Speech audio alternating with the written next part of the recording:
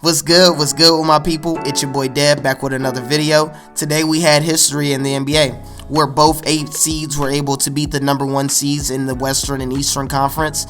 Earlier we had the Orlando Magic beating the Milwaukee Bucks, and just a few hours ago we had the Portland Trail Blazers beating the Los Angeles Lakers. This first quarter, it started off with the Blazers going up 36-25 in this first quarter. The largest lead for the Blazers was 14. They were able to hold the Lakers to 30% shooting in this first quarter, going 0 for 8 from 3, while the Blazers were hitting from all around the court, 3 for 9 from the three-point line. Damian Lillard knocked down a few layups early in the game to started getting him heated up. Then he started knocking down threes. He knocked down 2 threes in that quarter, and he only missed 1 shot. The second quarter was all Lakers, going on a 13-1 run and giving them the first lead of the game. AD was a big part of this. He had 21 going into halftime and scored 11 of the last 13 points for the Lakers. LeBron was able to find AD on consecutive plays just to get easy buckets down low. Dame was still cooking. He had 23 points going into halftime. But like I said, the Blazers really struggled this quarter. Their first 9 points of the quarter was all free throws. They didn't score a point from the field until 5 minutes left in that quarter, going 3 for 18 in that quarter, in the second quarter. It really was just a bad performance by the Blazers bench. The rest of the team other than Nurkic and Lillard. Lillard had 23, like I said, and Nurkic had the other 14 to give them 37. And the rest of the team only scored 20 points in the first half. It was really a bad performance from them.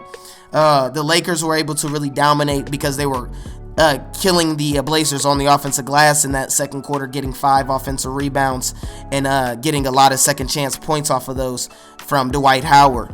Dwight Howard and Hassan Whiteside were battling down low. They both had 3 fouls going into halftime.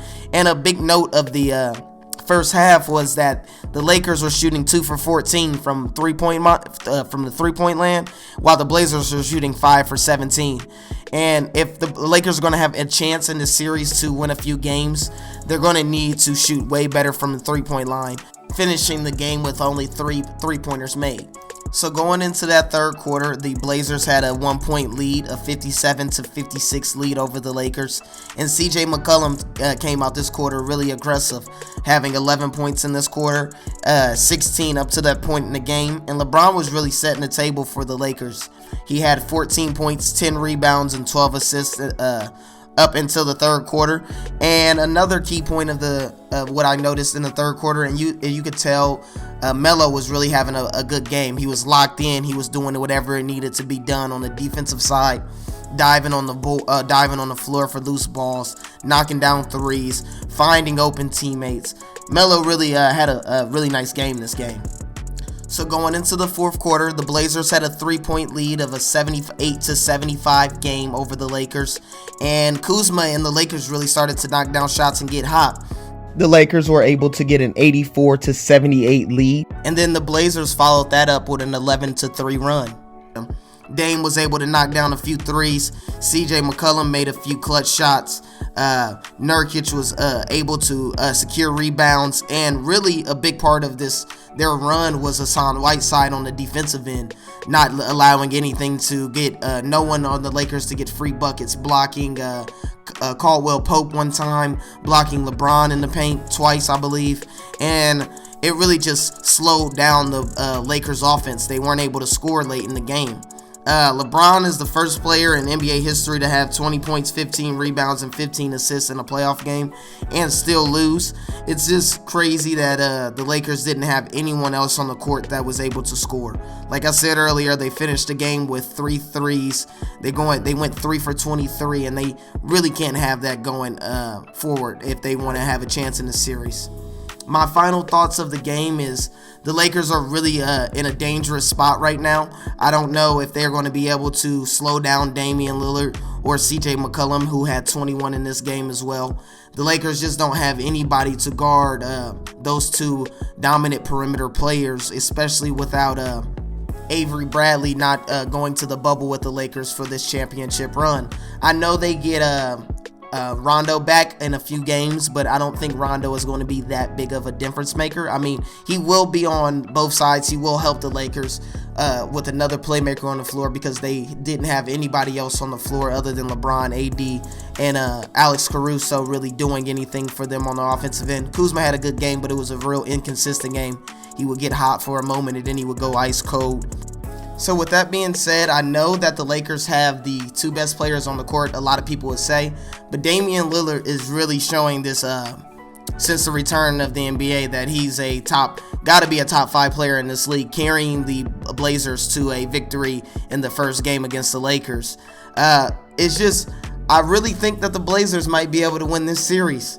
After watching this first game and seeing what they were able to do against AD and LeBron, having those bigs and Whiteside and Nurkic down there, slowing everything down for the Lakers in the paint, and with the perimeter players and Carmelo knocking down shots, CJ McCollum knocking down shots and able to get to the bucket very easily against Caldwell Pope and Danny Green, and then no one on the Lakers being able to guard Damian Lillard. I just don't really see how the Lakers are going to be able to make it out of this series. The Lakers are really going to struggle in all of those categories. They struggle. They were one of the worst teams against point guards in the league this year, and it's just carried over to the playoffs, especially with them not being able to make shots.